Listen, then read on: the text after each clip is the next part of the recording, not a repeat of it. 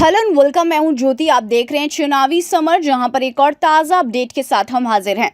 Hathras gangrape case के खिलाफ supreme court में फिर याचिका दायर।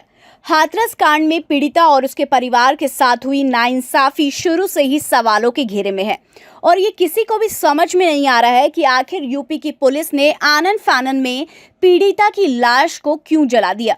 वहीं दरिंदों को लेकर भाजपा के कुछ नेता जैसे सहानुभूति दिखा रहे हैं, उससे लोगों को ये आशंका हो गई है कि कहीं ऐसा ना हो कि पीड़िता को न्याय मिल ही ना पाए। इसकी वजह से अब कानून के छात्रों ने फिर से सुप्रीम कोर्ट का दरवाजा खटखटाया है। आपको बता दें कि हाथरस गैंगरेप केस के मद्देनजर लॉ के 510 छात्राओं ने भारत के मुख्य न्यायाधीश एस.ए. बोबड़े को चिट्ठी लिखी है, जिसमें शीर्ष अदालत से मामले में हस्तक्षेप की मांग करते हुए दोषी अधिकारियों के खिलाफ कार्रवाई की मांग की गई है। उन्होंने कहा कि कोर्ट प्रोटोकॉल भी तैयार करे, जिसका पालन अस्पतालों और पुलिस द्वारा किया जाना चाहिए। साथ ही चिट्ठी के जरिए ये भी गुजारिश की गई है कि मुख्य न्यायाधीश इस मामले में यूपी पुलिस, हाथरस पुलिस और हाथरस जिला प्रशासन के खिलाफ लगे आरोपों की जांच के लिए सुप्रीम कोर्ट की जज की अध्यक्षता में एक विशेष जांच दल के गठन करने का निर्देश भी जारी करे।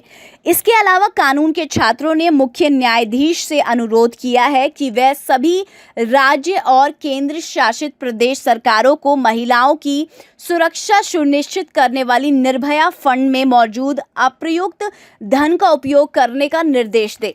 यानी कि अब हाथरस में प्रशासन द्वारा की जा रही नाइंसाफी के खिलाफ कानून के छात्रों को भी उतरना पड़ा है। वैसे इससे पहले भी हाथरस केस को लेकर कई सारी याचिका लगाई जा चुकी हैं। कुछ याचिकाओं में तो दोषी पुलिस वालों और मेडिकल ऑफिसर्स के खिलाफ तत्काल सस्पेंड कर कार्रवाई की मांग भी की गई। वहीं कुछ याचिकाओं में कोर्ट में ऐसी दिशा निर्देश बनाने की मांग की गई है जिससे भविष्य में किसी भी पीड़ित परिवार का कानून से भरोसा ना उठे, जैसा हाथरस के परिवार के साथ उठा है।